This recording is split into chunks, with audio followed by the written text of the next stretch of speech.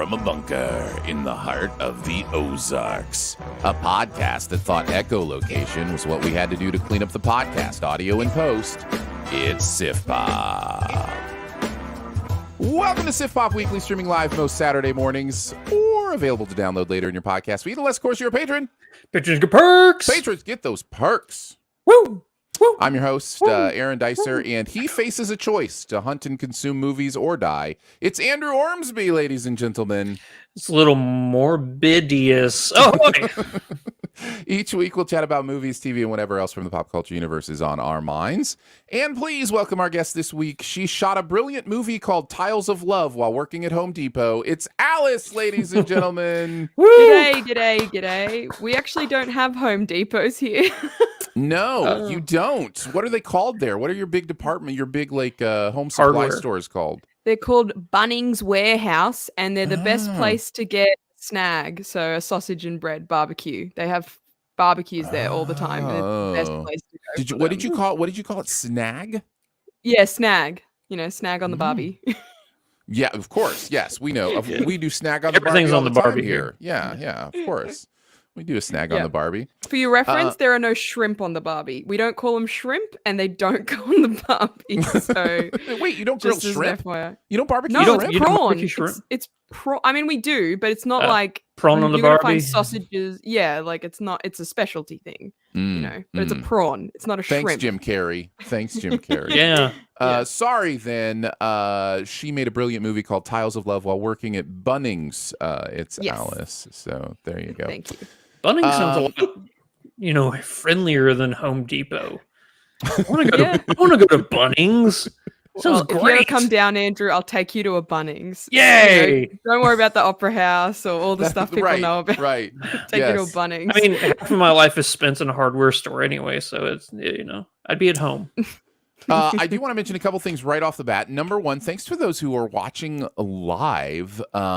This is 7 a.m. where we're at. And of course, for Alice, it is in the evening, late in the evening, after 11 p.m. And yet we've still got a bunch of people hanging out with us. So thanks for getting up with us on a Saturday morning live to watch. We really do appreciate that. Second is, if you want further opinions from us on the Oscar Awards, two things you can do. Number one, if you haven't watched the live show, you can go back and watch that. You can fast forward to the parts you want to see. There may be certain specific parts of what happened that you're wondering how we reacted to live. The 2-hour 49-minute mark. Yes. Andrew knows exactly where it is. Yeah, I had to timestamp it. And number two, we have some post-mortem thoughts for our Sif Pop members. Now is a great time to become a Sif Pop member at Patreon. We really appreciate you for even thinking about that. Go check it out at patreon.com/SifPop.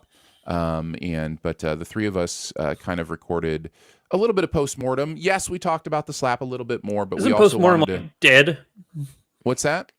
Yes. Okay. Yes. Like Will Smith's there is an argument. There is an argument to be made. Someone's career. Yeah. There is an argument to be Which made. is a joke. It's not. But yes, you can go check that out if you are a Sif Pop member. Should be available for you very, very soon. Well, we've got a lot to get to, guys. We are going to talk about two movies, Morbius and the Bubble, and then we've got a best ever challenge featuring movies that had a Doctor Who in them, an actor who played Doctor Who. So that'll be a fun goodness, best ever challenge. I'm not gonna lie, I went a little, loose with the Doctor.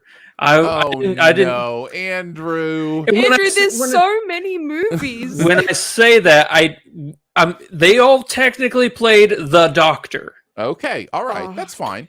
But I'm not it's not just No, I'm with you. I've got one. No, I've got one that's not like the canon doctors that but he definitely played the Doctor. So yeah, I'm with you. As long as they actually played the Doctor, that's fine. They maybe played it once, but they played the Doctor. All right, let's get into it, guys. Let's start with a review of Morbius. Dangerously ill with a rare blood disorder and determined to save others suffering his same fate, Dr. Michael Morbius attempts a desperate gamble.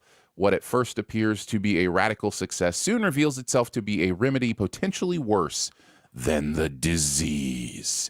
This is in the Sony Marvel Cinematic Universe. Although I'm not sure. Anyways, we will get there. So what did you guys think? Did you like it, love it, dislike it, hate it, or it was just okay? Jared Leto as Morbius, Matt Smith who is why we're doing the Doctor Who category in here, as well as his buddy and several others. What did you think of Morbius? Andrew, you go first. I'm gonna go with okay, close to didn't like it, but okay. Low side of okay. Low side of okay for Andrew. Alice, what about you? I think I hated it. And the reason for that is because I had a good time watching it, but not because it was a good movie. Because I was watching it with someone who I could make fun of it with, as did the entire cinema I was in. So hated it quite. Maybe strong didn't like it. Yeah, Andrew, you're going to start us off because this is a terrible movie. I'm not going to go with hated it. Yeah. Because there is something about it that is like so bad it's good kind of stuff. Yeah. Whether it's intentional or unintentional, I don't know, but it's enough that I like, okay, fine, strong dislike it. But yeah, I think this is a really bad movie. Yeah. Andrew, tell us some good stuff. Okay, what puts you in the okay camp? Here's why I'm in the okay camp. Because going into this, I try my best not to, hear any reviews or anything before I actually see the movie. But this one was actually, for some reason, kind of difficult. Everybody and their mother was saying that this is the worst movie ever. Like, it's horrible. So I went in with the lowest expectations. And it wasn't the worst movie ever. We'll get there. Spoilers. But so I think just going in, I'm like, you know what? It's not good, but it's still meh. It's a meh movie. I've seen worse. I've definitely seen worse superhero movies. Yeah. Okay. So I'm trying to think. I'm sure there have been. Oh yeah, X-Men 3, Wolverine Origin. Yeah. Yeah, maybe I could list a few. Yeah. So yeah, there's a lot in this movie that you could go just, oh, this is horrible, and we will. And you will for sure. But I'm not gonna lie, for I'd say 70% of the movie, I was engaged. I mean, I wasn't rolling my eyes through the entire thing. Yes, I was rolling my eyes, but not through the entire thing. Well, 70% of this movie is like 25 minutes. This movie is so short. Now, I will say this. The post-credit scenes are atrociously bad. Oh my God. They're terrible. So bad. What are they doing? The ending and the post-credit scenes were the worst, and then they got worse the more I thought about it. Yeah, they don't make sense. They don't make sense.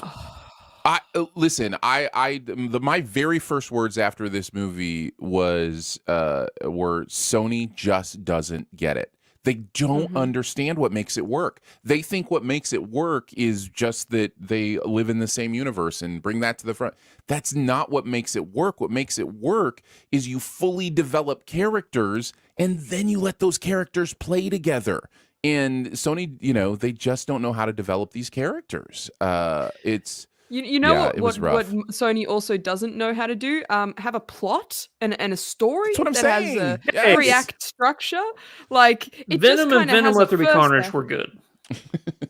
No, but I'm talking about this movie specifically. Like it feels like it's all first act, and then it just all of a sudden it's like climax end, and I'm just like. It's wild, man. It is wild what this movie does. I don't even understand it. We obviously, Alice and I are itching to get into negatives, but hey, Andrew, save us. Tell us something you liked about this movie. Come on, Andrew, be positive. I can have one thing if you can't think of something right off the bat. Jared Leto wasn't as annoying as I thought he could be. He was the best part of the movie? ?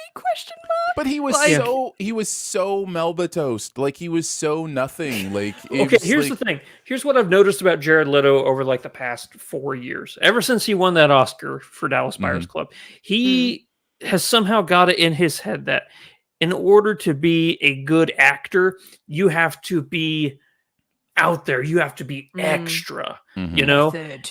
Yeah, you know, like if you look at, what was that atrociously bad Denzel Washington, Rami Malek movie that he did? Pretty Little Things? Yeah. I mean, his performance in that movie is just so cringeworthy because he has it in his head that if you are in a movie, you have to go for it every single time. And I think he kind of was subdued a little bit. Also, you have to think about, this movie was in production hell for so long, and you know, so often when a movie is in that state that they come out, you know, not as good as they could have because the tempo with the pacing of making the movie is off. So I always try to give movies a little bit of credit whenever they come out of that type of, production. Like, okay, yeah, it's not going to be good, but how did they try and salvage it? And like, I'm not trying to say this movie's good, guys. No, it's no, I know. It's I'm on the low same side of okay, page. close to didn't like it. Yeah, like I'm on the same page with Jared Leto. I'm actually not like a Jared Leto hater. I know that there's this huge following for that, but in fact, I actually went into this movie wanting to like it because everybody seems so intent on hating it. I wanted it to prove everyone wrong. I'm always, like, come on, be the underdog. I believe in you. Trailers don't mean anything.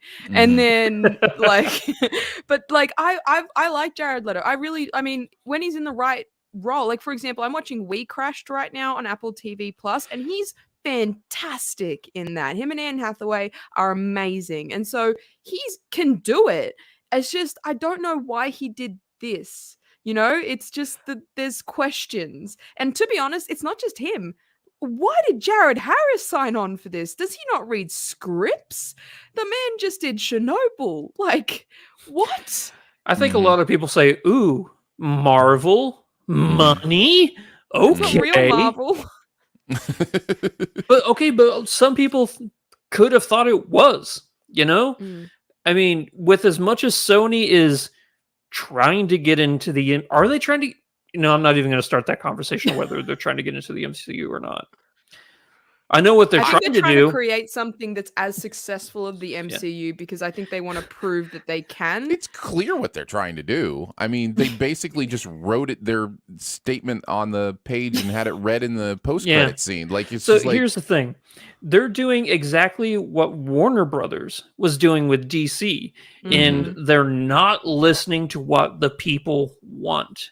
Warner Brothers was so adamant about, no, we're moving on from the Snyderverse. And, a lot of people are like, no, the Snyderverse after the Snyder Cut was released works. It's good. Yeah, you can have side projects like the Batman and Joker, and they're obviously phenomenal, Aaron. They're good.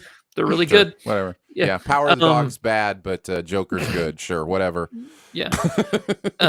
With the Batman, Joker has come down since I've seen it. Like, but regardless, Sony's in the same boat. They're like, nobody in the world is going, I really want a Sinister Six movie. Nobody's saying that, and Sony's like, oh, we're gonna make a Sinister Six movie, and it's gonna be good. And everybody's like, no, every single person that you've introduced that could be in the Sinister Six has not worked. Why do you keep digging this hole that you're in and like trying to make it work? Like if we just get enough people, 3 of them so far haven't been good, but you know what? It really is a case of when somebody tells you who they are, trust them. And Sony let us know who they were with trying to make comic book movies, a long time ago, and we should just trust it. They don't understand how to make them compelling. They don't understand what makes them interesting. It's terrible enough, stuff. And people bring up Spider-Verse. Well, people bring up Spider-Verse. It's like, oh, that's a Sony. That's a Christopher Miller and Phil Lord project. That is not Sony. Like, I just feel like everyone's using that as they can if you give them the right sort of it's fair to say it's a point I've brought up before, and I'll bring it up again. It's not as if Disney is the one that's making the MCU amazing. It's Kevin Feige. Like, there is a shepherd. Yeah. There is somebody at the center who's going, I'm in control of the pieces. I understand what makes these characters interesting. I know how we can lead to something big because I understand it all. And I have a little bit of control on all of these movies. I can make decisions and talk with the filmmakers and make sure we're getting stuff in there that we need to get. And these other, DC, or in this case, the Sony Marvelverse, who's their shepherd? Who's that person that's like, I've got a vision and I'm going to see this vision through. And I just think it speaks to the fact that secondary, because they're not a director, but there almost needs, if multiverses are going to become something that movie companies want to do, and I get it because there is something powerful about building a story like that, then you need to have a shepherd. You need to make that an actual position for whatever multiverse you're trying to put together. Find your shepherd for that multiverse. They're kind of like the director of, what goes on there. It has to be the new normal if you're going to make it work, because when there is no cohesive vision, it just falls apart. Head of cinematic universe creative. There you go. There's a role. If you want that, make that person. Yeah, totally. Yeah, Kevin Feige, Peter Jackson, George Lucas, all these people were shepherds for their specific, product. And that's why they worked, just because there was a singular person with a singular vision. And tonally, it helps everything flow, know? Yeah. Yeah, totally. Yeah, I totally agree. Yeah, exactly. Because you need to bring it back, because it's like, it's great to get auteurs or people with very, their own styles. And we've seen that work where you can kind of bring in your own style. Like if you're going with the MCU with Taika Waititi and even Chloe Zhao to a certain point, like that was a completely different tone. And Kevin Feige allowed her that flexibility, but ultimately it still served the universe as a whole. Like, Ragnarok and I'm sure Love and Thunder, they're going to serve the universe as a whole, and then they can bring their elements into it. And that's what's important. It's like, yes, express yourself, but if you want to be part of this, it's to a point, and you also have to make sure you include this, this, and this. Like John Watts has understood that, and that's why he's doing the Fantastic Four movie, because he's done the 3 Spider-Man movies, and now he's going to do Fantastic Four, because he's understood that, and he's playing ball, and he's going under Kevin Feige's vision, where Sony, and he could have pushed back because he's got the Sony umbrella, but I think he understood that. And I think that that's just needed, because it's exactly why speaking of Star Wars, it's why the sequel trilogy didn't work, because there was no shepherd, there was no singular vision. And so it was the most disjointed tonal affair, where it was just like movie number 1, then movie number 2 kind of retconning movie number 1 and setting up a whole new storyline. And then movie number 3, spending most of it just retconning everything that happened in the last movie, and then having 20 minutes for actual new story. And that's kind of what's happened here. Like, it's just, I really didn't want it to be a mess, because the trailer didn't look good, but oh goodness, it was just a mess. Yeah. Speaking of a mess, let's talk about those visual effects. I wanted to go into the visual effects because it was such a weird experience for me. There were moments where I was like, "Oh, that looks kind of cool." There were moments where I was like, "Oh, that's an interesting decision." But here's the problem: the third act. The third act is a problem. The main problem that I saw is the movie thinks that they're so good that it's going to display them on full display for the entire film. Like it is so invested in its effects. It's like, look at this scene and look at what he's doing here, and like it's like they're not that good, Sony. What are we doing here? It reminded when the echolocation effect first shows up, I was like, that's kind of cool. Like I literally was like, that's kind of cool. And then I was like, more times. I'm like, is that just how we're watching the entire movie now? All right, I guess. Yeah. All right. Echolocation is not advanced hearing. That's not all it is, and that is not. No, all echolocation he had was super hearing. That's all he had. What is that? Echolocation is, I want to hear anything anywhere in this entire city, and now I can. It's like echolocation is because bats can't see with their eyes very well, so they send out little pings so they can tell where stuff is. Anyways, so yes, bats do have advanced hearing because of that, but anyhow, that was one of those things. But I'll tell you the part of the movie I hated. Oh, sorry, go ahead. No, that's fine. Go ahead. The part of the movie I hated the most was the Tyrese Gibson story arc. What storyline? Like what? That's not a storyline. That's just characters who walked onto set. I mean, it's so it has no effect on the story None. whatsoever, because he is like physically, mentally, he's nowhere near on the same level as Morbius, right? So he can have no effect on the story arc other than to fill time. Yeah. No, and the movie is full of that kind of nonsense. The movie is just full of decisions that have no impact on anything that's going on. This movie is short, so little character development. The finale is just like, wait, what just happened? I think the movie's idea of a story turn is something that every person who started watching the movie knew was going to happen. Like it's predictability overload. It's like, who are you? First scene or first 3 or 4 scenes, I turned and I was like, this is exactly what's going to happen. We're going to be friends forever. Yeah. Yeah. Okay. This is a good. Why won't you give me the cure?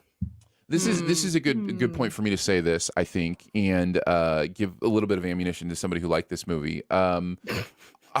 Due to ticket circumstances, whatever the case may be, I missed, I think, probably the first 10 minutes of this movie. So I don't know what happened in those first 10 to 15 minutes. I don't get the sense that it matters much because it was all right there. That's what I assumed. I assumed it was just them, it's him getting bats, and then it's them as kids. Like, that's... Yeah. There's nothing happens. Okay. That's what I assumed, but I did want to be honest about that and upfront about that, because there was a portion of this movie that I missed. It was the first probably 10 minutes. I didn't miss any of it, and it was exactly the same.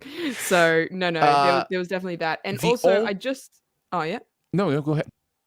No, I was just that whole, the way in which the story is told and the way in which the story is presented felt like I was watching a movie from 2003. That's all I could think about, was like, I feel like I've time traveled and I'm in a cinema and it's 2003 and I'm going to walk outside and there's going to be a poster for the Ben Affleck Daredevil. Like, that's literally what it felt like, was watching that movie. And it never changed that opinion that entire time. So that's a perfect way I can describe it. You know, it's interesting you say that. I think in 2003, this movie would have killed, but I think we've been spoiled by how amazing superhero movies have been over like the past 8-10 years. 2003, this would have been like, oh my gosh, this is the greatest thing ever, because you're comparing it to Ben Affleck's Daredevil, or you're comparing it to the Hulk. Ang Lee's the Hulk. Yeah, exactly. I was starting to say, as I'm desperately trying to find nice things to say about this movie, because we try to do that. And look, we've said it once, we'll say it again. It's hard to make a movie. It is really hard to make a movie. And respect to all the craftspeople and all the people involved in trying to get something done.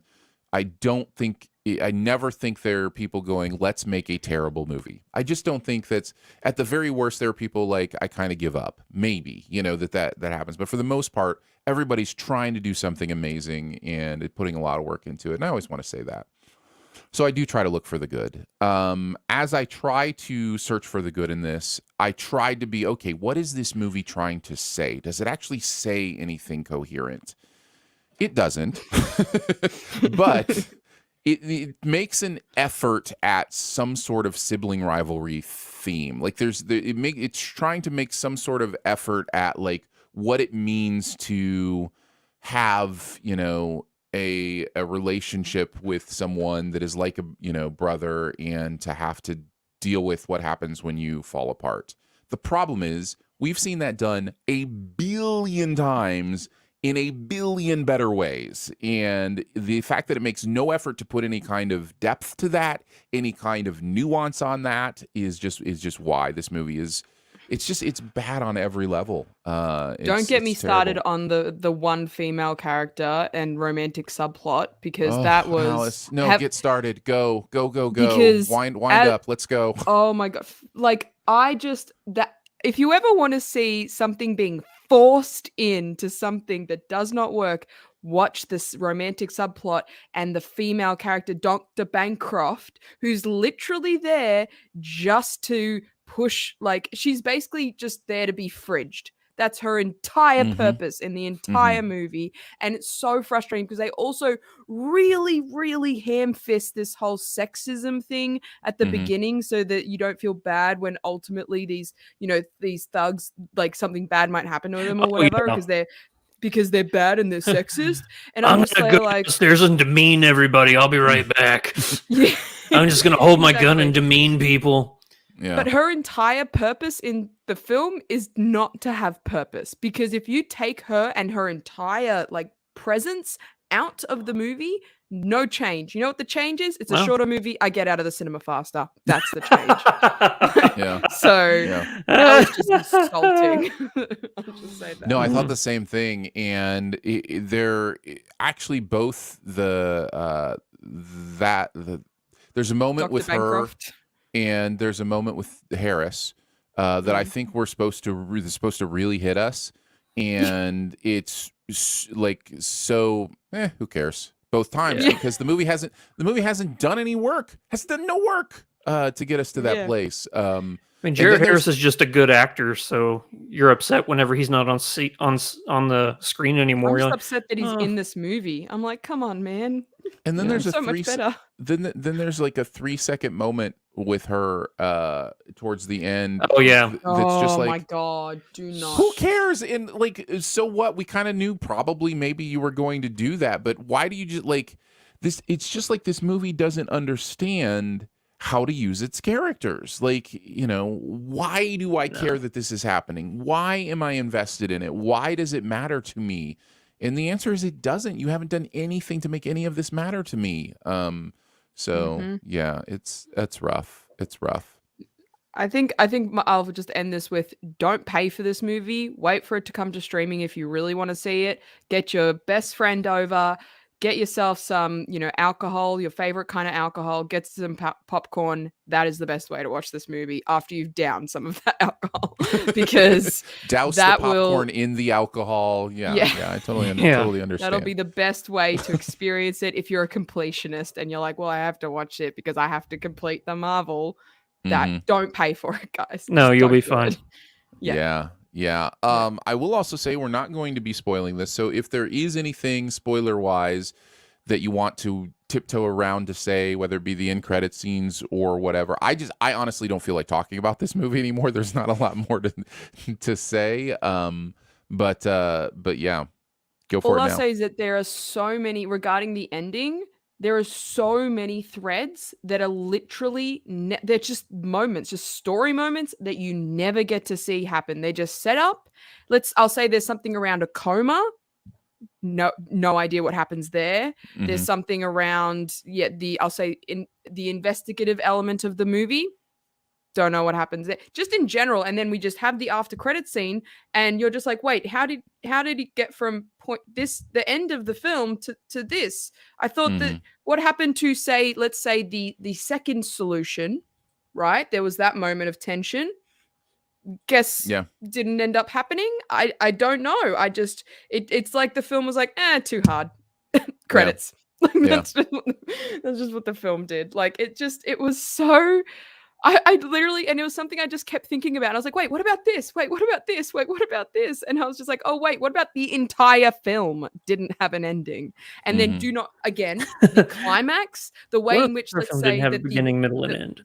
Yeah. And I saved myself but, like, the way in which the battle ends, the big battle at the end ends, doesn't make any sense whatsoever, because how did that end up, let's say, defeating physics. That.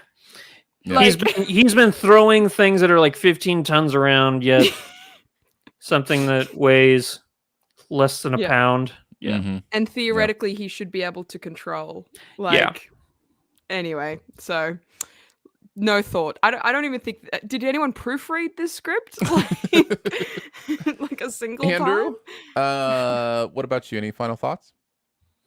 Like we said earlier, there are 2 post-credit scenes, but for the love of God, you don't have to stick around to watch that. They might as well. This might be a little spoilery. Forgive me if it is, or just fast forward for 15 seconds. But because I don't want to do a spoiler. Because I don't want to do a spoiler on this. They might as well have had the post-credit scene be a Sony executive saying, "Hey, we're doing a Sinister Six movie," and that was the post-credit scene. That's all it is. That's all it is, and it's just like it's so frustrating. I'll say that for your reference, Aaron, and let's say that the trailer is and the after credit scenes are related. Yeah. Wait, that stuff's in the trailer? Yeah. Because that stuff isn't even in the movie. I know. It was supposed to be in the movie. Guys. But then during the whole production hell sort of thing that they were going through, a lot of it had to be scrapped. So they ended up just putting some of those scenes in the post-credit scene. Every time, I think I've come to my limit with understanding how terrible trailers can be. Somebody comes along and makes a worse trailer. Like, how is that okay? So that stuff was supposed to be in the movie. Well, I mean, maybe that explains how terrible the movie is and how terrible the movie feels if they had to cut out entire chunks. Wow. Okay, I have to process that. I will say, while I'm getting ready to process that, my one last thing is, and I think this was my Letterboxd review as well, but this movie to me feels like an extended cutscene from a video game. Where you never actually get to play the video game. This is like the intro cutscene for a video game that you never get to play. And then the credits roll after the intro. And and you're like, I'm like you accidentally hit the button in my hand. Like, what is going on? How's the game over? It's like you accidentally hit the skip button, but there's no way to go back. You're like, no, wait. Yeah. So, anyways, that's what it was for me. All right, that's enough of Morbius. Just a little more BS from Sony. Thanks in the chat for that joke. That was good. All right, let's move on to The Bubble. Can we have 2 seconds? I forgot my phone, and that's where all my notes are. Yeah, go for it. Go grab your phone. We'll chat. We'll chat with the chatty chat while you go do that. Buck Reviewer, Computer Geek, Mark RG. Great to see you guys hanging out with us this morning. Evan on the road to St. Louis this morning, hanging out with us on the road. Keep your eyes on the road, Evan. Don't look up. No, do look up. don't watch the movie. Don't look up. I'm shocked that song wasn't nominated just so that they could get Ariana to perform at the Oscars. Mm-hmm. Sorry about that, guys. All your notes, Andrew. All of them, hey? All of the notes. All of my notes for our best ever challenge. Oh, yes. Okay. Yes.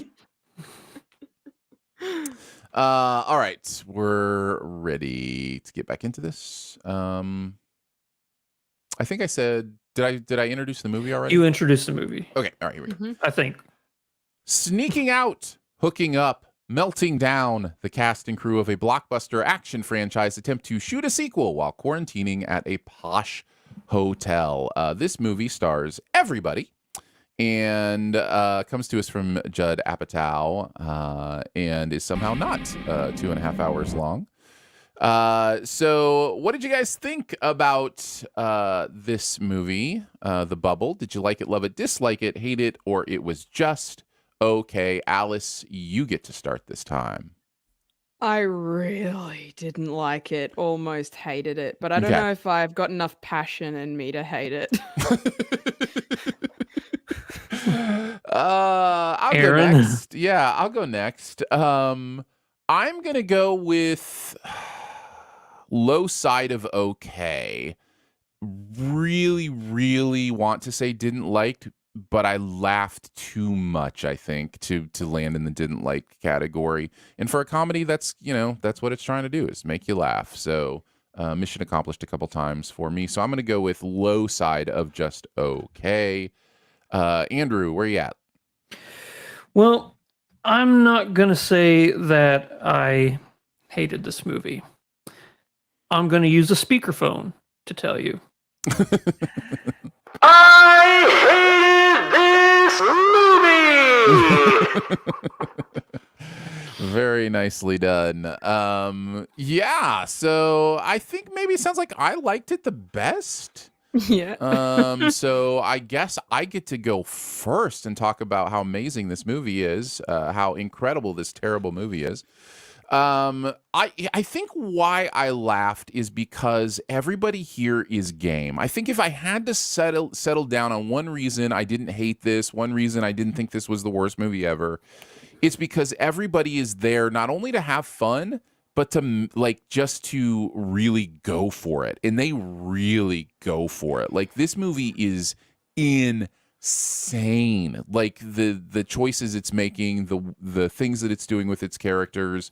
There are things where people were sitting in a room going, what's the most ridiculous, dumb thing that we can do that's never been done or whatever, and let's do it. And because of that, there are just moments where I'm like, that's funny, and I'm laughing. And it also might be the fact that my wife and I watched it together, and we love watching comedies together, and and it's kind of that thing you were talking about, Alice, too, with when you watch a movie with somebody you can kind of make fun of it with too, that there's that extra level of fun to it. I get the sense with this movie that, as terrible as it really is, and I do think on an objective level, if you can say that, this movie is terrible, that people might come back to it. There are enough scenes and moments that might be a cult following that enjoys this movie. So, yeah, I don't know. Kind of like The Room.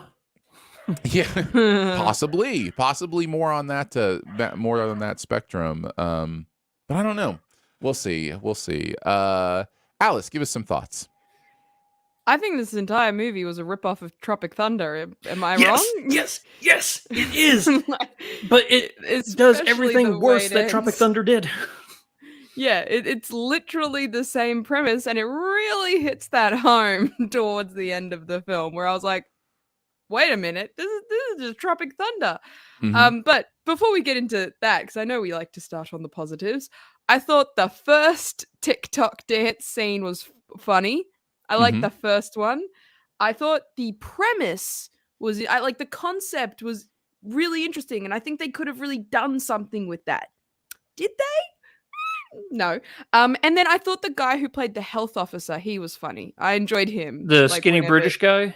The skinny British guy was I wanted to mention him. Harry Trevaldwin, I believe is his name, and put Gunther in everything. I thought his whole eye flirting moment, I was only time I laughed whole movie. Only time I laughed whole movie. Yeah. That was a really good bit. I'm just like, yeah. He had me laughing quite a bit. So yeah, I did want to mention him as well. Andrew, what are some of your further thoughts? Do you have anything good to say about this movie? If there are any saving graces for this movie, it's all of the side characters. I think the side characters are what kind of save this movie. It's the like you said, the Gunther guy, or it's the two guys that are always the cliff beasts that are just hanging from the rafters, and they're just talking. And sometimes you see them as the cliff beasts, just talking back and forth. That stuff's funny. Okay, I'll let you guys finish.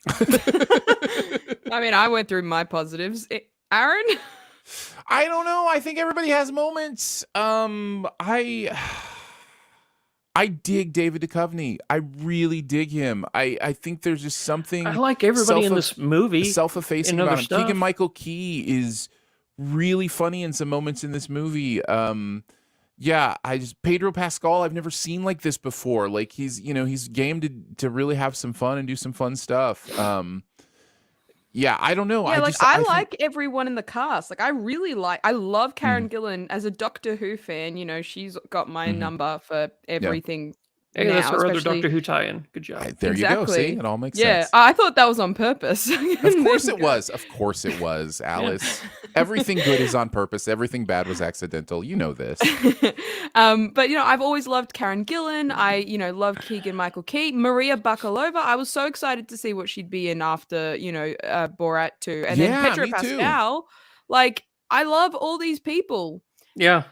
I wish it was better. That's all. I'm totally with you. Obviously, I'm hovering on didn't like it. I wish it was better. I wish there was a little more discipline to actually create something that's not only crazy and over the top and possibly fun or funny, but that was actually cohesive and interesting and those other things that I need from a movie that this did not deliver in any way, shape, or form. Since we're staying on good stuff, I do also think there were a couple cameos that were amazing. There's a deep fake cameo of an actor that I really... It was one of those, like, what is this? And make it stop, but also this is hilarious moments for me. There was another... I saw his name in the cast list on IMDb, and I was like, oh, when does he show up? And I was like, oh.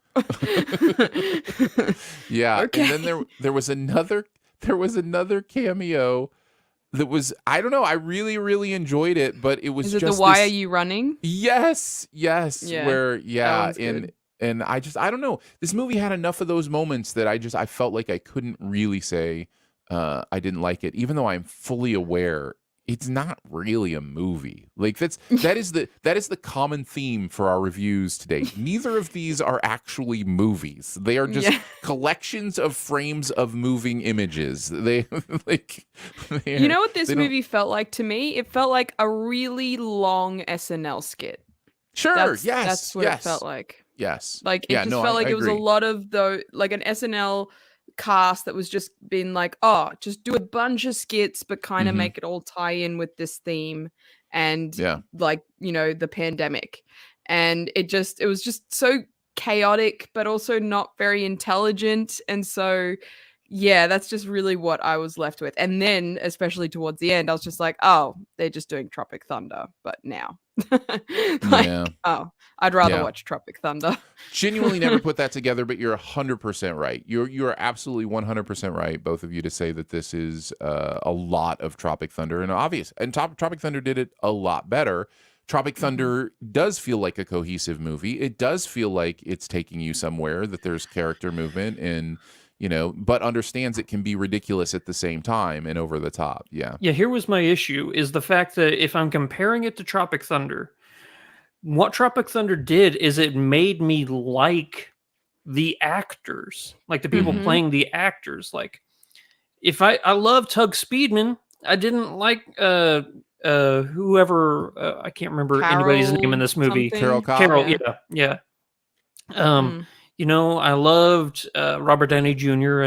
Like David Duchovny didn't do anything for me, or Pedro Pascal. Like, I loved all the people that played the actors. And then when it comes to like the production crew, like I'm like, I thought Tom Cruise was hilarious in Tropic Thunder, but Kristen Wiig is just, she's there. Kate McKinnon, you mean? Yeah, what did I say? Kate McKinnon. Yeah, Kristen Wiig. But it's the same person. Yeah. No, I'm joking. I'm joking.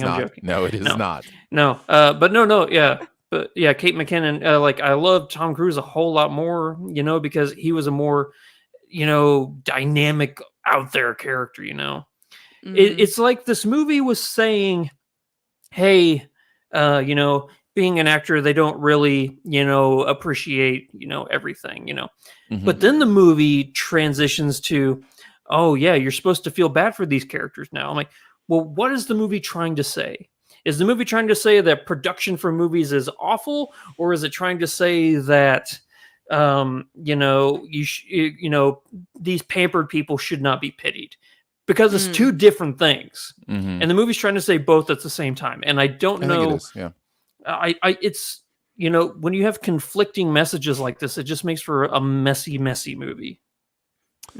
Yeah, totally agree. 100% agree with that. Yeah, there's an element to what's going on here that is just, we're going to have fun, so the audience won't have any choice but to have fun with us.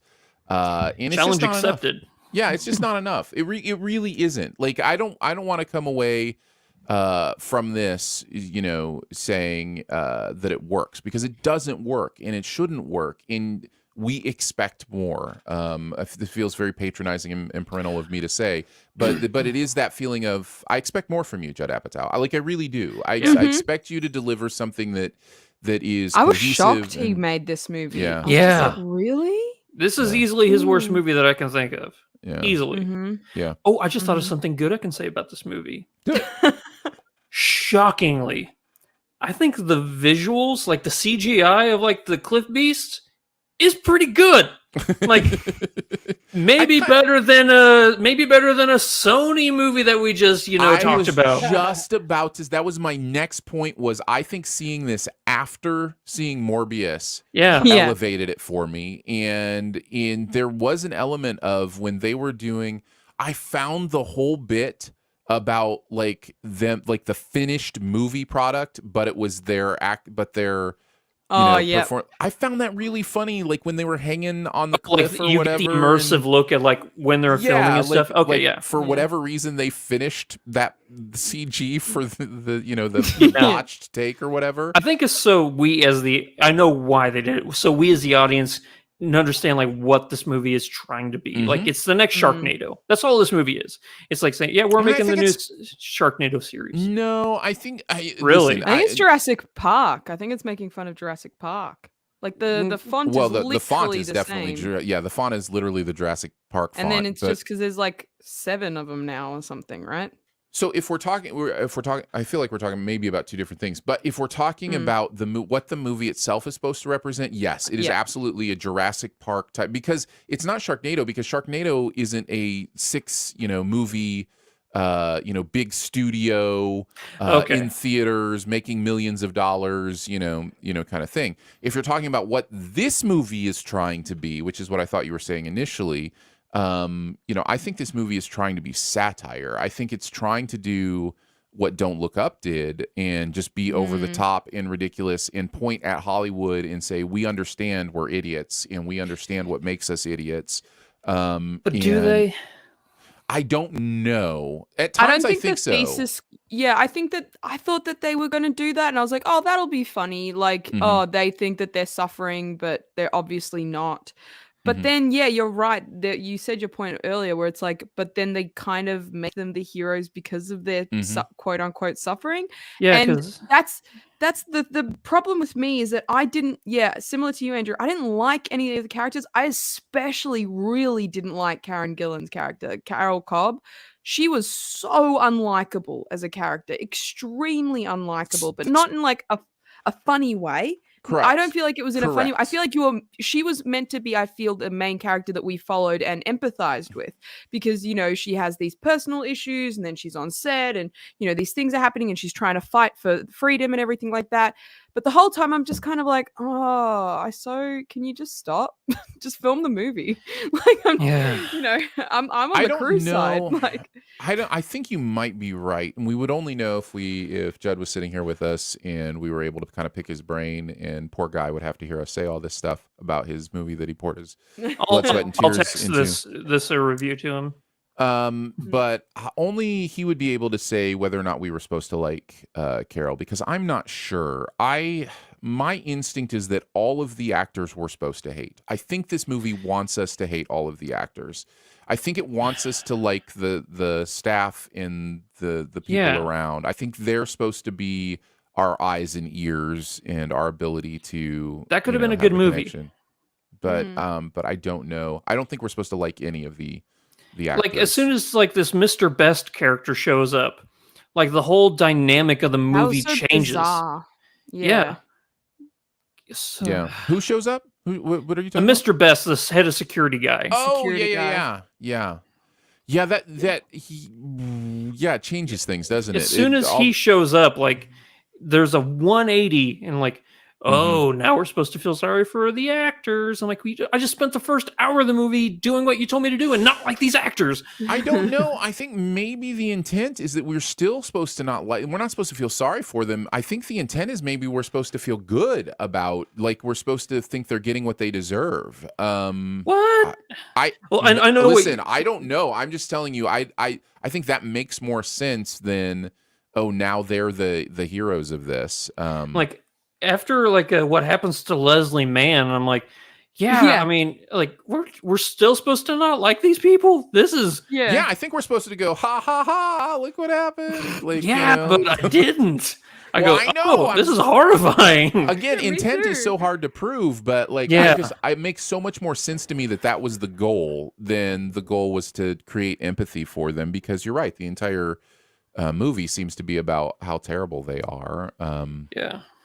I don't know. Yeah. There's just enough stuff here that I go back to and I'm just like, there's a seed of something real. You can tell really funny people were involved, right? You can tell that there are people who understand where the seed of humor is. I just don't think they watered it enough. I just don't think it was like, the humor was allowed to really flourish. And so instead you're looking back going, oh, that was kind of funny. And then for me, imagining the movie that could have been that played off of that a little bit better. Well, that was me the whole time too, because I was just like, this could have been so funny. We've been living through, COVID for 2 years now. Like, there are so many different ways you could have gone with, bubbles and quarantine and, testing, that sort of thing. And instead, I just feel like they took always the lowest common denominator route out. And I was just so like, I saw this as a YouTube skit a year ago, like, it could have, I think that was me the whole time. I was like, I really wanted this to be funny. And instead I just felt a bit, that was a waste of, and it was 2 hours. It was a 2 hour long movie. It was longer than Morbius. Only Judd Apatow can make 2 hours feel that long. Yeah. And like Alice said, and I think I said this earlier, I like all of these people outside of this movie, like Karen Gillan, Peter Serafinowicz. I love Peter Serafinowicz. Like, he needs to be in a whole lot more stuff. And I'm like you, Aaron. I love David Duchovny. I need to see him and stuff. Leslie Mann.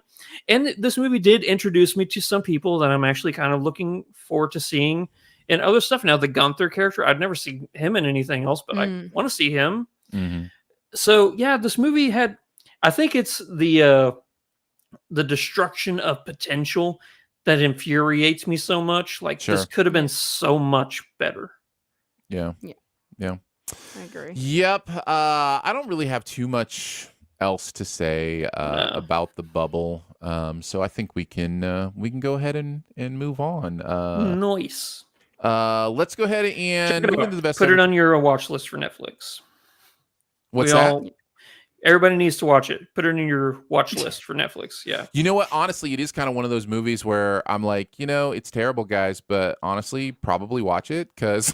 Oh no! Like, no, you have to. If you've watched every other movie in Netflix's catalog, then sure. Yeah, Aaron, that's a level of masochism I wouldn't wish on anybody. Really. Clearly we had different experiences then because did you watch it with people you could pal around with? No. I think that's the difference. I think get some friends, make fun of it, have a good because I don't know it's alcohol. Yeah, pour your alcohol in the popcorn. Yeah, everything we said about the Morbius movie. Do that here as well. I guess of movie. the Sif Pop review of both movies this week. If you want to watch it, get some alcohol. That's basically what Andrew's said. Review this week is he is mad at Aaron for waking him up at 7 a.m. to review these movies. It's like the worst ever. I'm sorry, it's that's like Andrew's fault. nightmare. You know what's funny, Alice? You don't know this, but Aaron texted me. I'm gonna read the text to you just so you know. So he texted me and he said, "Where's it? Hey. Are you open to a 7 a.m. Saturday Sif Pop recording for this week?" And I replied, "That sounds like the most horrible thing I can imagine. But yeah, I can make it work." And these are the movies you woke me up for. That's right. Yep. No, get out of bed for. Before we head on to the best ever challenge, a reminder that our Sif Pop members make this possible, and we appreciate you so much. Yes. If you would like to check out what it means to be a member, you can go to patreon.com/siftpop. As mentioned, this week we did some Oscars post-mortem and talked a little bit more about some of the events of the Oscars, as well as some things we didn't feel like we got to say during the live stream of the show. So members can check that out again at patreon.com/siftpop. Lots of other fun stuff to do there as well, including your own dedicated podcast feed at certain levels of membership, where you don't hear ads, any of that kind of stuff, and you get the bonus episodes in that feed as well. So you just have a centralized Sif Pop ad-free plus bonus episodes feed just for you for members at patreon.com/SifPop. All right, let's get into the best ever challenge. We're going to talk about best ever Doctor Who actor movies because, of course, not just Matt Smith, but also Karen Gillan, which was definitely who was the Matt intent. Smith's partner. That's right. Mm-hmm. Yes, they were together for their seasons with Arthur Darvill, right? Good pull. Yeah, thanks. I love Doctor Who. Do you guys watch? I think you're a huge fan, right, Alice? Yeah, I love Doctor Who. Love. I'm so intrigued to see who the next one's gonna be. Oh, is she already done? Yeah, Russell T Davies Jodie is Whittaker. coming back, right? Yeah. Yeah. Is it Peter Capaldi? Is that who was before her? Yeah. Yes. That's who I watched up until. I've seen every single one up until. Well, I say Chris Eccleston to Capaldi. Yeah. Alice, do you watch the old ones? Do you watch? No. Okay. No, I did Chris Eccleston to now. Okay. I will say, and Andrew's already hinted at this.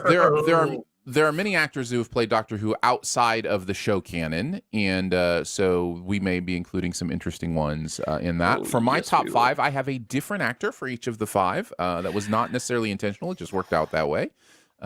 So we will go from number 5 to number 1. Andrew, why don't you kick us off? What's your number 5? Well, don't start with me because I like that of having a different actor for every single one. And I'm just gonna. So give me 2 seconds if you don't mind.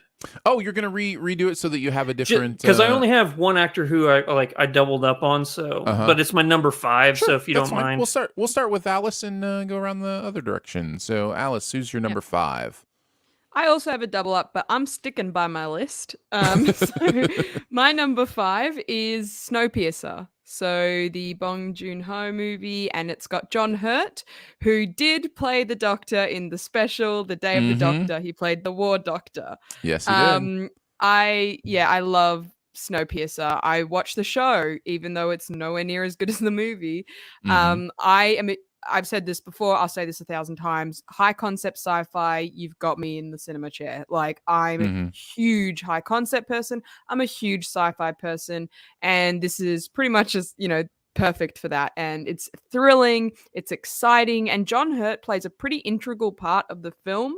And he's really quietly powerful, I would say, in his role. So yeah, Snowpiercer. Actually, I should watch that again. It's been a while since I've seen it. I love that movie. It's really good. Such a great movie. And I knew nothing going into it. Like, my dad dragged me and I was just like, oh my goodness, that was the best. I want to watch it again. Maybe after a comedy though. Yes. Yeah. Yes. Good call. Nice choice. My number 5, I'm going with a Christopher Eccleston movie. Going with The Others for my number 5. Interesting. I really enjoy this movie. It is one of a few movies that I have experienced and gone, oh, I love what you did there, and in a way that I found clever and interesting. I think there's great performances in it. I think the mood is really well done. The tension is really amazing. If you haven't checked out The Others, I would highly recommend it. Don't want to say too much about it, other than check it out. Spooky movie. It is spooky. Spooky movie. Yeah. I am your daughter. It still gives me bone chills every time I think about it. Yeah, good pick. You ready, Andrew? Ready for your number 5? I am so ready. It's not even funny. Yeah. So sorry, Phil, you're not going to have any, artwork or thumbnail to show here, but I'm going to go with Jason and the Argonauts, the old Ray Harryhausen film. The Doctor in this one was Patrick Troughton. Is that how you say his name? Troutman? Yeah. Yeah. Is that what it is? Yeah. This is, when I was growing up, it was one of my favorite movies. To this day, it's Ray Harryhausen, so the visual effects are just the stop motion, and the forced perspective thing that he used to do. It's fascinating. It's very well acted. Yeah, there you go. Actually, that's the scene I was just about to bring up. Talos, the giant brass warrior, is one of my favorite visual effect moments of ever. Him turning his head is for me a top 10 visual effects moment of all time. It's a great movie. Like I said, great forced perspective, great stop motion, and it's just a very, actually, surprisingly well acted movie. So nice. There you go. All right, back to my number 4, and I'm going to go with Jodie Whittaker at my number 4.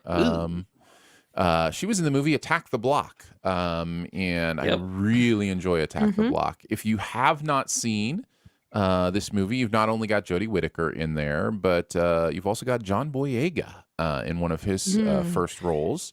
Yeah. And it's really just kind of an alien invasion, kids on the block gonna protect their block from the aliens kind of thing. And it's fun and it's interesting and it's sci-fi and it's just kind of one of those that kind of lingers underneath that a lot of people haven't seen. But you might want to check it out. It's a lot of fun. It's a very good movie and a fun Nick Frost cameo.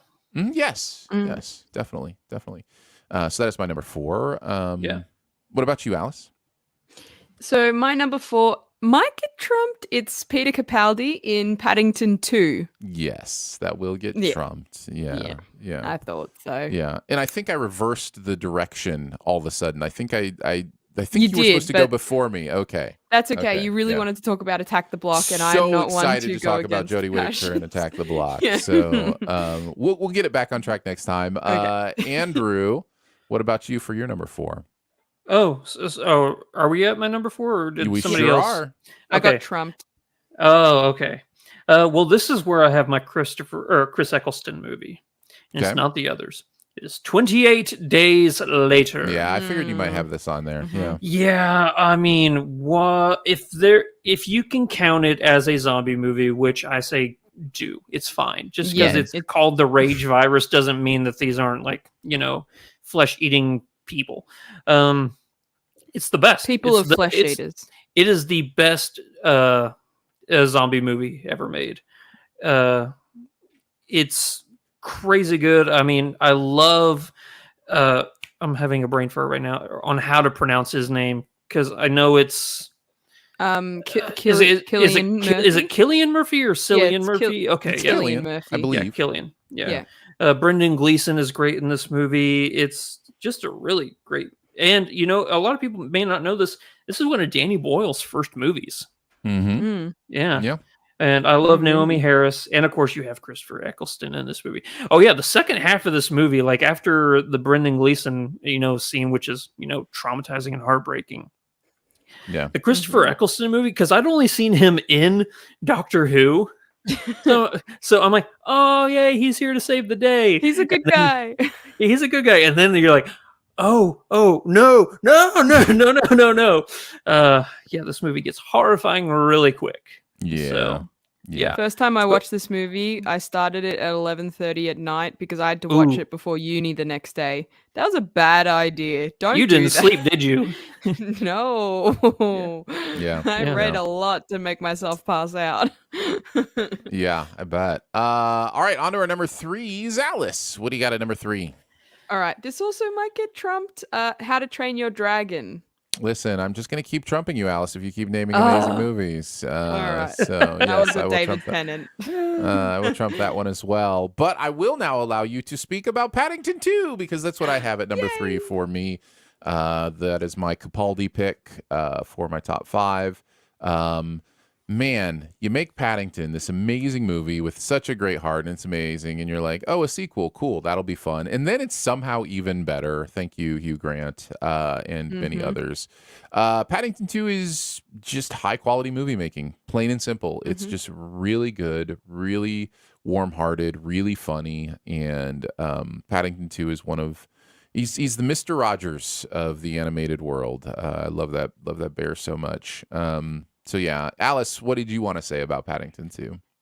If you ever feel that your faith in humanity is slipping, watch this movie about a talking bear, because it is just it's just sometimes, it's great to watch things that are thrilling and psychological and dramatic. Hey, I love it as much as the next girl. But sometimes you just want to watch things that are nice and people being nice.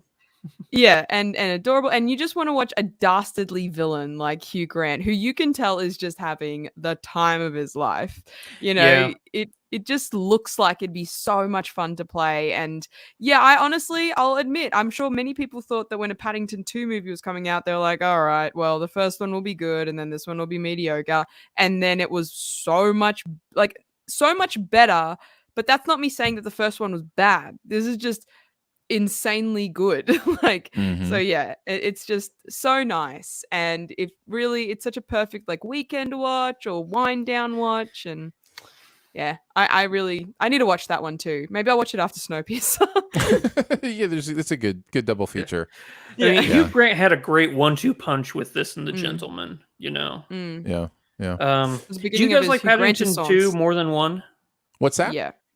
Do you like the second one more than the first one? Paddington? I do. Yeah. Just because I like the villain so much more. Nothing against Nicole Kidman, but I think Hugh Grant's way more engaging. I love them both. I love both movies. I think 2 is slightly better. All right, Andrew, we're on to your number 3. This is my John Hurt one. V for Vendetta. I mean, I've talked about this movie so much. I think that if you're going to give a best performance for somebody without ever seeing them, then this is the creme de la creme. I think that the way Hugo Weaving brings this character to life, and you never see a speck of him. It just he found a way to portray emotion through a mask, and that's very, very hard to do. I think that it's one of the best comic book movies ever made. It's great. I think John Hurt is an amazing villain in this movie. And it's the Wachowskis didn't direct it, but they produced it, and they oversaw the visual effects and stuff like that. And yeah, you can tell it's very well choreographed. Very nice. V for Vendetta in at number 3 for Andrew. And on to our number 2s. Alice, what do you got? This is my Harry Potter pick, and it's Harry Potter and the Deathly Hallows Part 2. That's a good choice. It stars John Hurt. So yeah, this is my double up. I couldn't not have a Harry Potter pick, and David Bradley. Yes, and David Bradley, and so it's a double up, I guess you can say. Yeah. Spoilers for my next one. But there were 3 other Harry Potter movies I could have mentioned that I'll mention in my honorable mentions. That was a lot of use of the word mention. But I'm glad you mentioned it. Yeah, thank you. But I love Harry Potter. I've said this before. I'm not going to go on about it again. And Deathly Hallows Part 2 was the culmination of 10 years of film and 20 years of books, and it was just so thrilling. And to get a series that had where every single one of the movies wasn't just decent, they were good movies, and then to have it end well, where you have 8 good movies in a series, is insane. That achievement alone is amazing. And then for the final movie to be exactly what I wanted, where all the really important bits were there, and it was heartbreaking and it was exciting. And honestly, there are so many times I just put on this one. I don't watch, I'm just in the mood to watch this one. And so, John Hurt's at the very, very beginning to kick the whole thing off and tell them, you're not going to beat him, it's too powerful. But we all know Harry Potter, Hermione Granger, and Ron Weasley, they can't be beaten, and they weren't. I mean, spoilers, but I mean, at this point, you haven't seen it. Wait, what? And it was just so good, and it feels like all of Britain was in the Harry Potter movies at some point, but it's just, I love it so much. But it's not quite my number 1, but I still love Harry Potter. Amazing. Love it. I think that's a good choice. I think the Harry Potter, final 2 movies being split up into 2 movies, really impacts our view of them. But I think Part 2 is really, really good. And I think if they had been one movie, even one gigantically long movie, I think it would have been, a really good movie. But I think because it was split up, it kind of had that interesting kind of half movie thing that kind of Dune has right now. I think it's a fairly interesting parallel for. Yeah, but they told us that Harry Potter was going to be a part. Correct. At least they warned us. Yeah, definitely. Yeah. Before we got into the cinema. Your number 2. My number 2 is How to Train Your Dragon. This is my David Tennant representation on the list, and already mentioned by Alice. I think it is fairly well known how much I love this movie. It was the first DreamWorks film where I was like, oh, okay, DreamWorks, I see you. You can do good stuff. Because before this you had Shrek and it was much more like trying to be a little more crass, a little more, whatever. But this is a really beautiful thematic movie. And man, there's the moment this movie's been out for long enough, so I'm not too worried about spoiling it, but just the fact that they were able to play that final moment, with him finding common ground, with his dragon and their disabilities, so to speak, just really moved me, that they were able to complete each other in a certain way. So yeah, I really dig this movie. And the design is incredible. Seeing this movie in 3D was really amazing too. The Dragonflight stuff in this movie is just, it's wish fulfillment kind of stuff. So yeah, really enjoy How to Train Your Dragon. Alice, what did you want to say about it? Yeah, it's just really beautiful. I desperately want a Toothless. I want a Toothless. I want a dragon that I can fly and that loves me, but they don't exist. Meh. Yeah. But it's such a beautiful story of, I feel like everyone who has a pet can definitely relate, or even have some connection to a pet. There's definitely relation there. And like whenever I watch it, I'm like hugging my dogs tight. But even without it, it's just a beautiful story. And yes, the visuals, that's the one thing I did want to touch on, was just thinking about that final sort of section. And there's the bit where he's falling, and I just picture that in my head, and it's so beautiful. The animation is stunning. And that's really, when I watched this, I was like, oh, DreamWorks. Okay. It's not just Pixar and Disney. All right, I'm here. So it's such, and all three movies are excellent. So again, well done to them. I will say that. I agree. All right. Your number 2, Andrew. This is my David Bradley pick. The funniest movie ever made, Hot Fuzz. Trump. Oh! You got your Hot Fuzz trumped. Nice. Alice, what is your number 1, I wonder? Curious. Oh, it's actually the suit. No, I'm joking. It's Hot Fuzz. It is. I love this movie. I don't know why. Every time I watch it, it somehow gets better. I mean, I'm a huge Edgar Wright fan. I'm a huge Blood and Ice Cream trilogy or Cornetto trilogy fan. Like all three of them I love so much. All three of them are excellent just from a purely film technique perspective and story perspective. But Hot Fuzz is the best of the three. That's the truth. And I will fight anyone who says otherwise. That's a fact.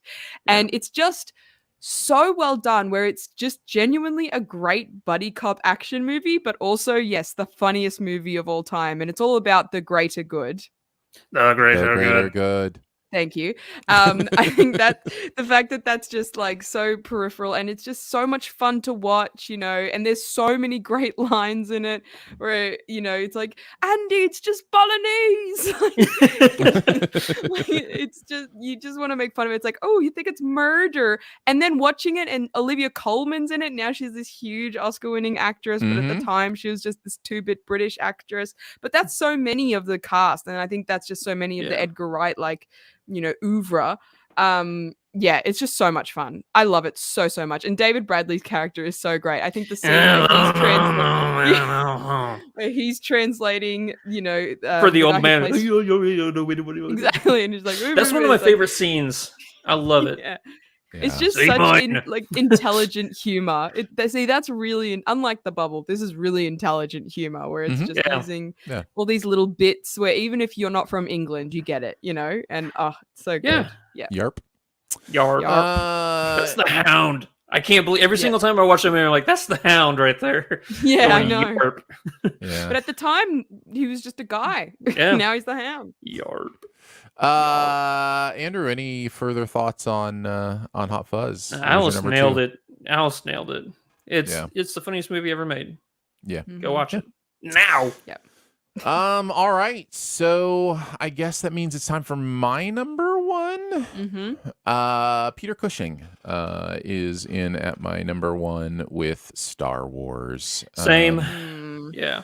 So yeah, Peter Cushing played the Doctor in a non-canon TV show. I think it was a TV show for a few episodes, or maybe it were TV movies. Maybe they were TV movies. I can't remember. But he played Doctor Who, like Dr. Doctor instead of spelling out Doctor, which is an interesting distinction. But yes, Star Wars is obviously beloved for my generation. It was the movie we grew up on. It was one of the things that actually launched VHS technology, was the fact that you could get Star Wars on VHS or record it from TV and watch it over and over and over and over and over and over again. You burnt out the tape. And you had to go buy a new one. and we did.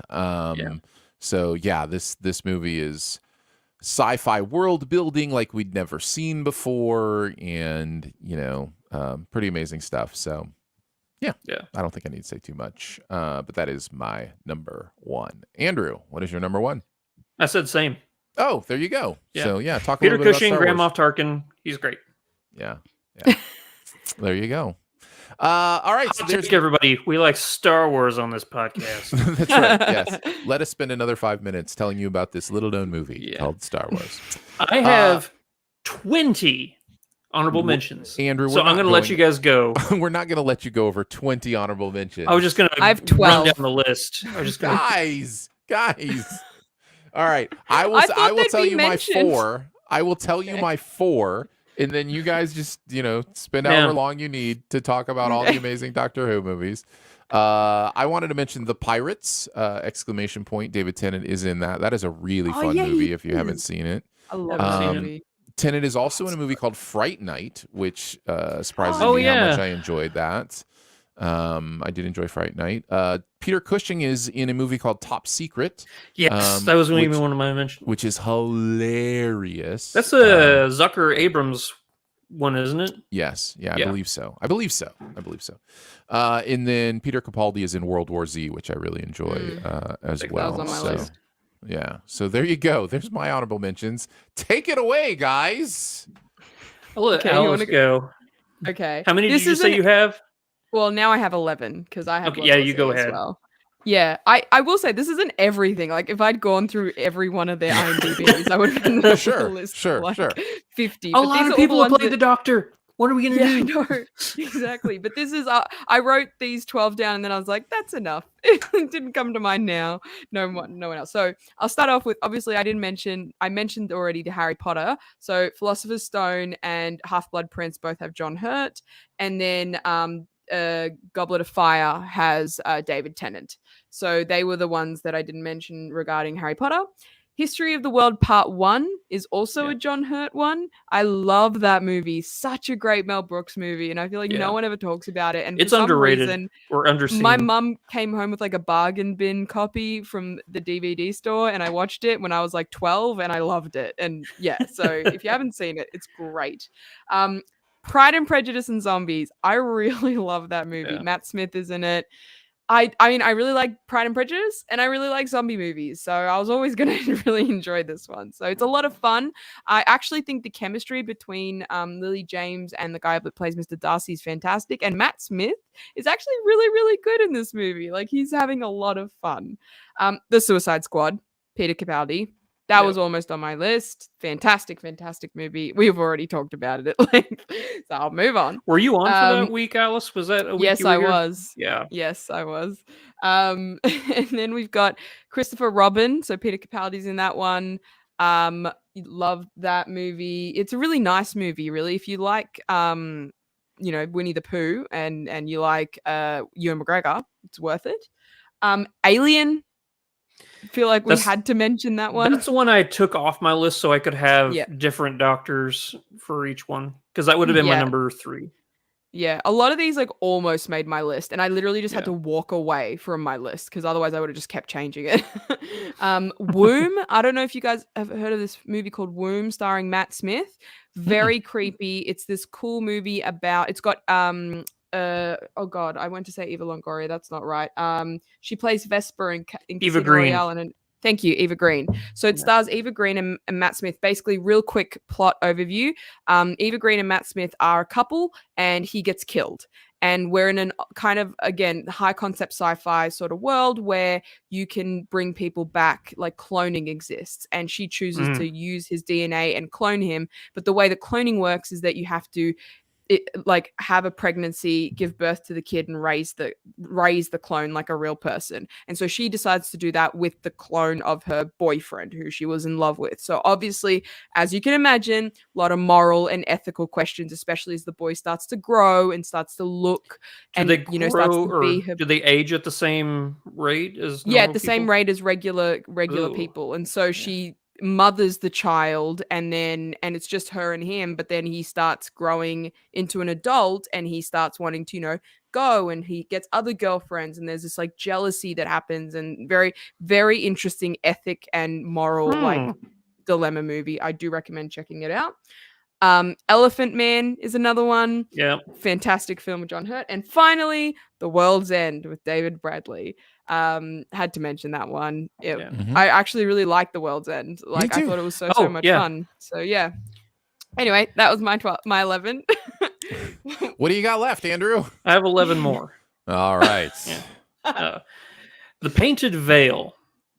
It's a movie with I'm trying to remember her name now. She was in The Impossible and Mulholland Drive. Naomi Watts? Naomi Watts, yeah. And Toby Jones is the Doctor tie-in. But then you also have... Why am I so bad with names today? It's The Painted Veil, Edward Norton, yeah. It's actually a really good movie it's a period piece back in times of like cholera, and Edward Norton takes him and his wife to China to try and, cure a village that has cholera. And there's infidelity and stuff like that. Actually, very good, very beautifully shot movie. Contact. Love Contact. Thank you, Aaron, for recommending that. And that was one of my list of shames that you got rid of. The Mist. The greatest ending of any movie ever. I will never watch that movie ever. Yeah, I can't do it. I can't do that ending. Frost Nixon, really good. Yep. Harry Brown. Have you guys ever heard of Harry Brown? It's I don't think so. It's a Michael Caine movie. It's kind of the British Gran Torino. Oh yeah. I vaguely can picture it. It's a decent enough movie, but there's a scene in a drugged in that's like one of the most like gripping and enticing scenes in film history. Batman Begins, Spaceballs, Rob Roy, Mr. Bean, Gone in 60 Seconds, and The Three Musketeers. Well, there you go. Woo. And we're done. Nicely done. All right, let's move into our buried treasure. What is that one thing in any area of pop culture that you want to make sure people know about? Alice, you are a guest, so you will go last. I'll go first. I wanted to talk about Winning Time on HBO Max. This is the show that follows the Lakers getting Magic Johnson and that Magic Johnson Larry Bird era of the NBA, an era I'm very familiar with. I'm a huge basketball fan.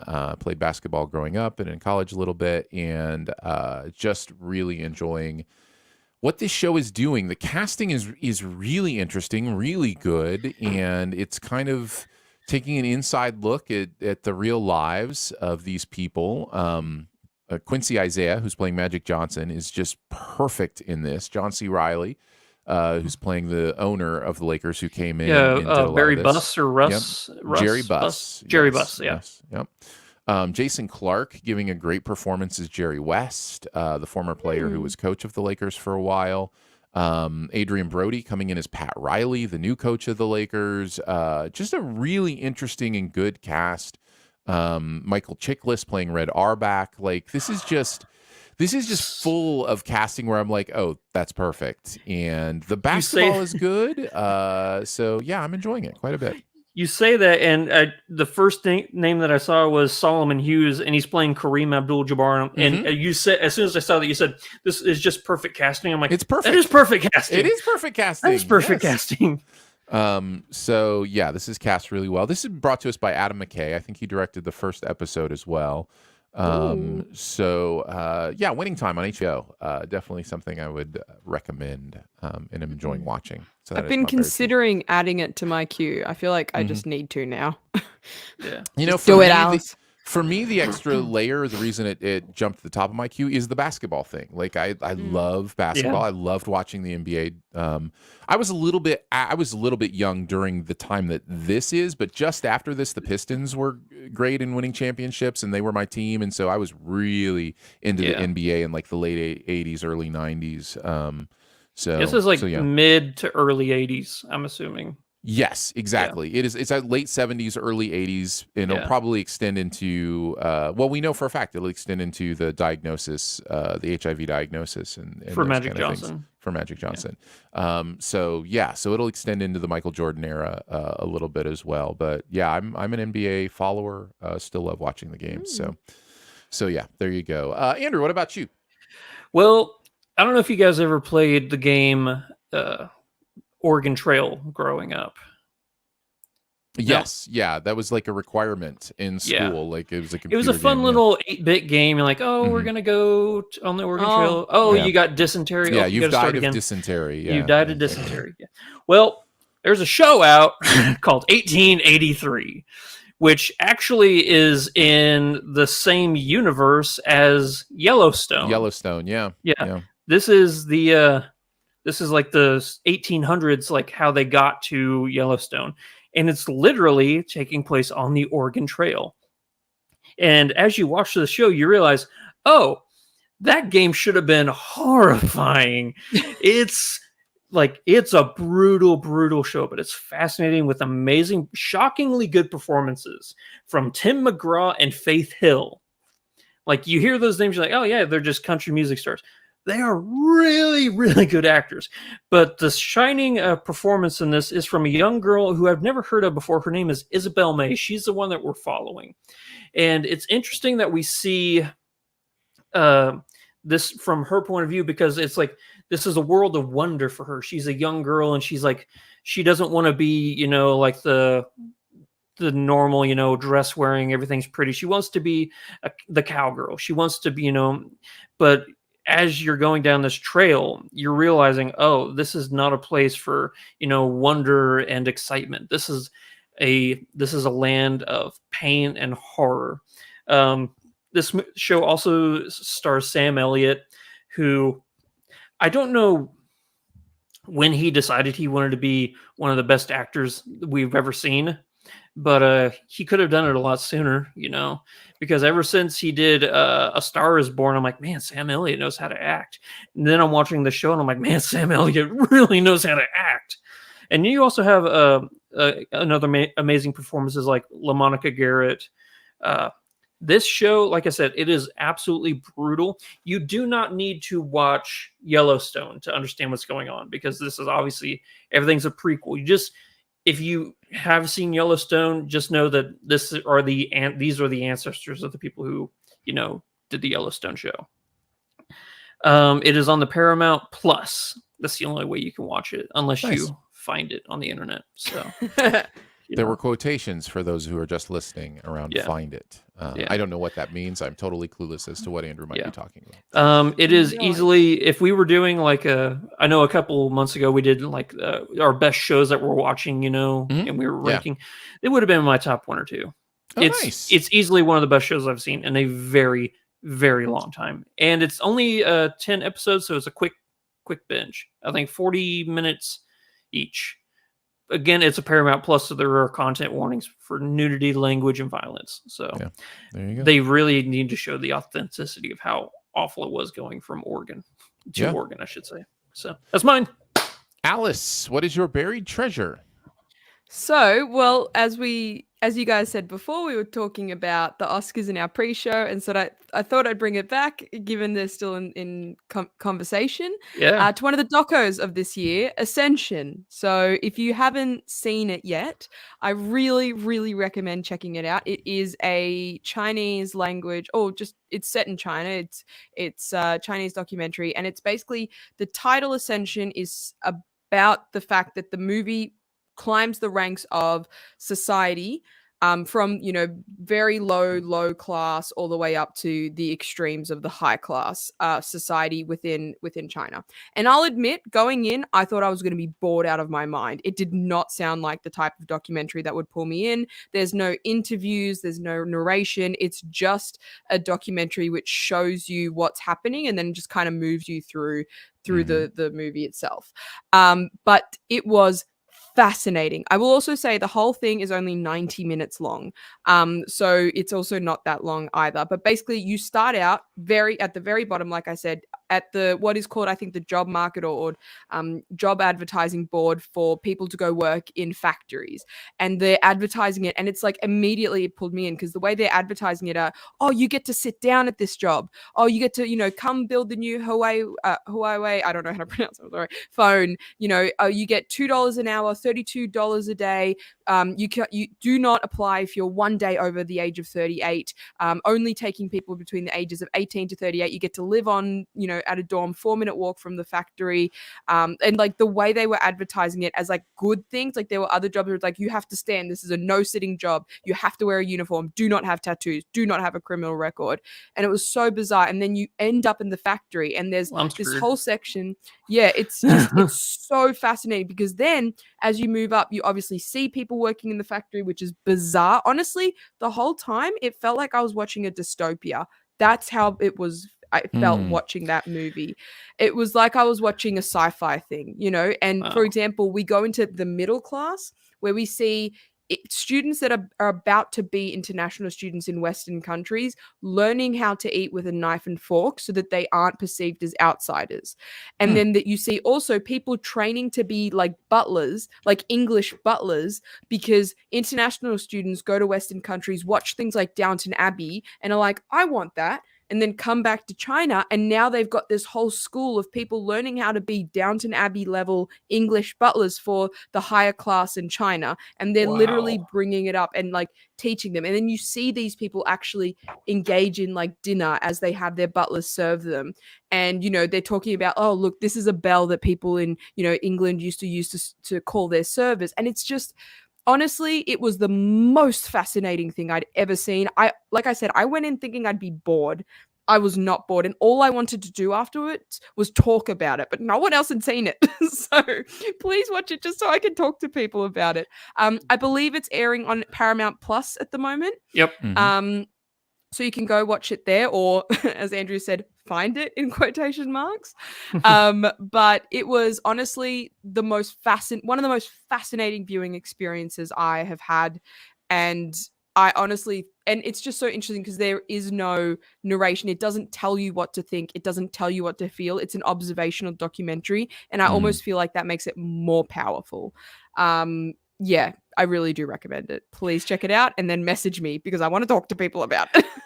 Yeah, it's funny because I do have Paramount Plus, and every single time I logged in to watch 1883, this was like on the, might like this documentary. So now you're the first person, obviously, who I've heard say that you've seen it and that you recommend it. So I will put it on my list and I'll watch it maybe today. Yes.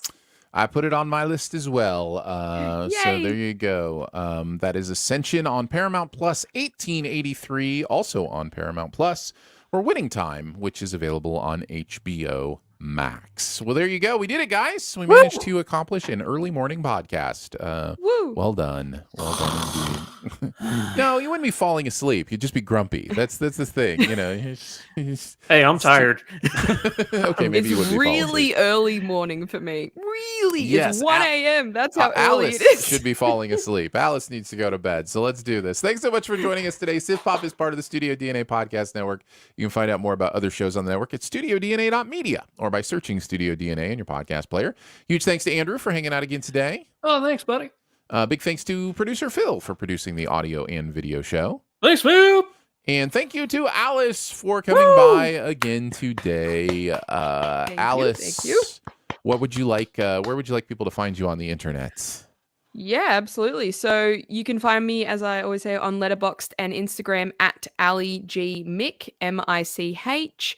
And then I'm also a writer for Sif Pop. So if you listen to the Sif Pop Writers Room podcast, you can hear me yell at Aaron, the editor, because of his opinions on Goblet of Fire on the recent podcast where we talked all things Harry Potter. And if you want to read my thinking on Morbius, I just submitted my review before this podcast for Morbius. So that'll be up soon. And then I'm going to have my One Stop Pop, my monthly column, coming out soon for March. What was the biggest movie of March? Might be the Batman. I don't know. Maybe. I don't know. Maybe. I mean, But, the bubble's up that'll there. be the next. Yeah. Of March, even though it came out. Oh, I thought it came out the 31st. Maybe I'm wrong. What do I know? Oh, maybe it did, technically. Yeah, you're right. It's going to be the bubble, guys. I hope you're really looking forward to it. But point is, you can check me out there as well in terms of my written thoughts. Nice. Is it a surprise that the two movies that came out on April 1st were both a joke? Is that a surprise? Yes, we appreciate you being here, Alice. Always a good time when you show up. Thanks for spending your late evening, early morning hours with us. Yes. It means the world. So big thanks that means the world to us as well for our Sif Pop members. You can go to patreon.com/SifPop if you want to check that out. Starts at $3 a month. At certain levels, you get all the bonus episodes, ad-free episodes, other fun perks there to check out as well. Lots of ways you can connect with us. You can leave a comment, a rating, or a review at Apple Podcasts or wherever you listen. If you want to email us with any kind of feedback, you can do that at feedback@sifpop.com. And finally, if you're having a good time, your movie-loving friends will probably like the show too. So let them know about it, and that listening is much easier than running fully complete special effects in real time on every shot of your production. We will be back next week with some more fun, and we will see you then. Bye. Bye. Alice getting a lot of love in the comments. Yeah. Thank you, Daniel. Appreciate you hanging out with us. Daniel says it was my first time watching live, normally a podcast listener. Very cool. Thanks for making the jump over to video. We appreciate that. And then Slab says, I played the discount Italian knockoff of Oregon Trail called the Oregano Trail. Oregano Trail? A lot more flavorsome. Oregano. Yeah, a lot more flavor in that one. Yeah. Then let's see. It makes the bison taste that much better. It does. Indeed, it does. So anyways, thank you, Slab, Jay Bourgeois, everybody for coming and hanging out with us today. So yeah, we'll see you on the next one. Bye. Bye.